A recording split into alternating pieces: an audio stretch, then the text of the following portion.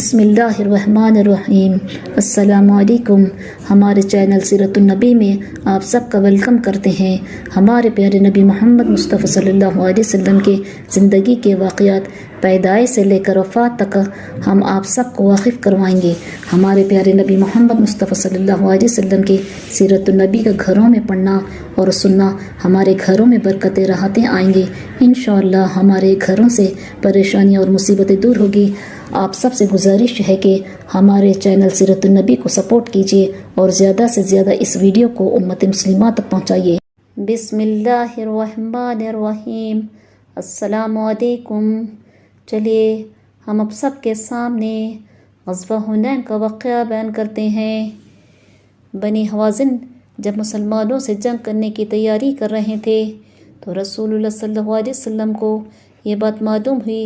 آپ نے فوراً اپنے ایک صحابی حضرت عبداللہ ابن حضرت سلمی کو جاسوس بنا کر بھیجا۔ یہ بنی حوازن میں پہنچے اور 1-2 دن تک خفیہ طریقے سے ان میں رہ کر ان کا حال معلوم کرتے رہے۔ اس کے بعد وہ واپس حضور صلی اللہ علیہ وسلم کے پاس آئے اور بتایا کہ ان کا لشکر اتنا بڑا ہے اور ان کے ساتھ اتنا مال و دولت اور عورتیں بچے ہیں۔ رسول اللہ صلی اللہ علیہ وسلم نے یہ سن کر بڑے یقین سے فرمایا، انشاءاللہ کل یہ سب مسلمانوں کا مال غنیمت ہوگا۔ اس کے بعد حضور صلی اللہ علیہ وسلم نے مسلمانوں کو تیاری کا حکم دیا تاکہ دشمن کا مقابلہ کرنے کے لیے روانہ ہو سکے۔ حضور صلی اللہ علیہ وسلم نے حضرت صفوان ابن امیہ سے 100 زرہیں عارضی طور پر لے۔ اس وقت تک حضرت صفوان مسلمان نہیں ہوئے تھے۔ اس طرح آپ نے اپنے چچا زاد بھائی نوفل ابن حارث سے 3000 نیزے لیے۔ سب تیاری پوری ہونے کے بعد اسلامی لشکر بنی حوازن کی طرف بڑھنا شروع ہوا۔ اسلامی لشکر میں 12,000 آدمی تھے۔ ان میں 10,000 تو وہ تھے جو فتح مکہ کے لیے حضور صلی اللہ علیہ وسلم کے ساتھ مدینے سے آئے تھے، اور 2,000 وہ تھے جو مکہ میں حضور صلی اللہ علیہ وسلم کے پاس آ کر مسلمان ہو گئے تھے۔ ان میں کچھ ایسے بھی تھے جو مسلمان تو نہیں ہوئے تھے مگر مسلمانوں کے تابع دار ہو گئے تھے۔ اس طرح 12,000 آدمیوں کا یہ عظیم الشان لشکر لے کر حضور صلی اللہ علیہ وسلم نے 8 شوال 8 ہجری کو مکے سے حوازن کی طرف روانہ ہوئے۔ یہ اسلامی لشکر اتنا زبردست تھا کہ جب یہ حوازن کی طرف روانہ ہوا تو ایک صحابی کے منہ سے بڑائی کا یہ جملہ نکلا کہ آج ہم مسلمان کم ہونے کی وجہ سے شکست نہیں کھا سکتے، یعنی ہمارا یہ لشکر اتنا بڑا ہے کہ ہم تعداد میں کم ہونے کی وجہ سے نہیں ہار سکتے۔ ہاں اللہ تعالیٰ کو ہی ہماری ہار منظور ہو تو ہم ہار سکتے ہیں۔ اللہ تعالیٰ کو صحابہ کی بات پسند نہیں آئی۔ تیسرے دن پیر کے روز اسلامی لشکر حنین کی وادی میں داخل ہوا۔ یہاں بنی حوازن ہر طرف کمینگاہوں میں چھپے بیٹھے تھے۔ مسلمانوں کو ایسا کچھ پتہ نہیں تھا۔ یہاں دشمن تلواریں سونتے کھاد میں بیٹھا ہوا ہے۔ جب مسلمان اس درے سے گزرنے لگے تو اچانک دشمن تلواریں لے کر ان پر ٹوٹ پڑے۔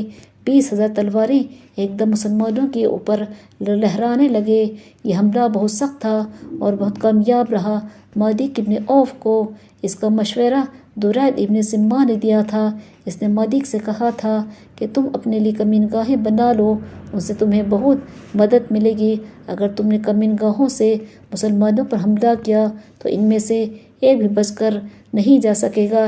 اس طرح مالک نے بوڑھے درید کی رائے پر اپنے لشکر کو کمین گاہوں میں چھپایا تھا۔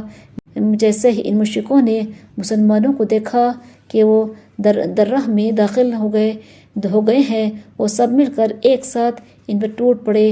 مسلمانوں کو اس طرح حملہ کا گمان بھی نہ تھا، اس لیے ایک دم گھبرا گئے۔ اس گھبراہٹ میں جس کا جس طرف منہ اٹھا وہ اسی طرح بھاگ کھڑا ہوا۔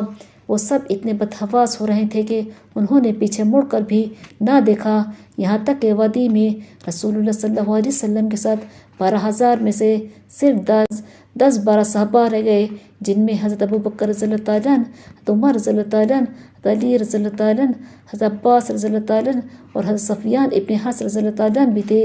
حضرت عباس رضی اللہ تعالیٰ عنہ آپ کی سواری کی لگام پکڑے ہوئے تھے۔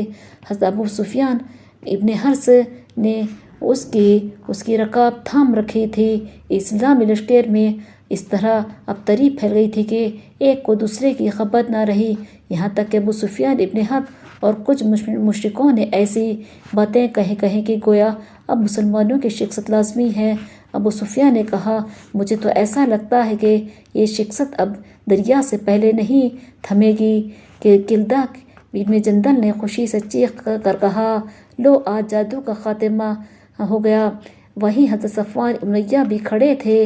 یہ اس وقت تک مسلمان نہیں ہوئے تھے، مگر انہوں نے ڈانٹ کر کلدہ سے کہا، خاموش ہو جا، مجھے یہ بات زیادہ پسند ہے کہ قریش کا کوئی آدمی میرا سرپرست ہو، مگر یہ مجھے منظور نہیں کہ ہوازن کا کوئی آدمی میرا سرپرست بنے۔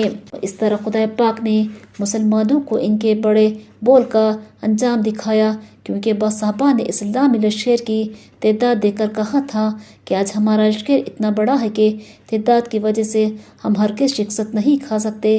یہ بات خدا کو ناپسند ہوئی اور مسلمانوں نے دیکھ لیا کہ ان کی تعداد ان کے کچھ بھی کام نہیں آئی۔ رسول اللہ صلی اللہ علیہ وسلم کے ساتھ صرف تھوڑے سے آدمی رہ گئے تھے۔ شیبہ ابن عثمان اس وقت وہیں موجود تھے، اس وقت تک مسلمان نہیں ہوئے تھے۔ جنگ احد میں ان کے باپ مسلمانوں ہاتھوں قتل ہو گئے تھے۔ جبھی سے ان کے دل میں انتقام کی آگ سلگ رہی تھی۔ جب مسلمانوں میں بھگڑ پڑی اور انہوں نے حضور صلی اللہ علیہ وسلم کو اکیلے دیکھا تو یہ بڑے خوش ہوئے اور کہنے لگے، آج میں اپنا ضرور بدلہ لوں گا۔ یہ ارادہ کر کے وہ حضور صلی اللہ علیہ وسلم کی طرف بڑھے، مگر وہ خود بتلاتے ہیں، مگر جیسے ہی میں حضور صلی اللہ علیہ وسلم کے سامنے پہنچا تو اچانک مجھے ایسا لگا جیسا میرا دل ڈوبا جا رہا ہو۔ ان کے ہاتھ پیر اس قابل نہیں رہ گئے تھے کہ وہ صلی اللہ علیہ وسلم کی طرف بڑھے۔ وہ سمجھ گئے کہ حضور صلی اللہ علیہ وسلم کی حفاظت اللہ تعالیٰ فرماتا ہے، اس لیے آپ کو کوئی نقصان نہیں پہنچا سکتا۔ آخر وہ الٹے پیروں وہاں سے پیچھے ہٹ گئے۔ اب ہم اس واقعے کو ختم کرتے ہیں۔ انشاءاللہ ہم نیکسٹ ویڈیو میں ان واقعات کو بیان کریں گے۔ اگر ہماری ویڈیو آپ سب کو پسند آئی تو لائک شیئر کریے اور سبسکرائب کریے۔ اللہ حافظ۔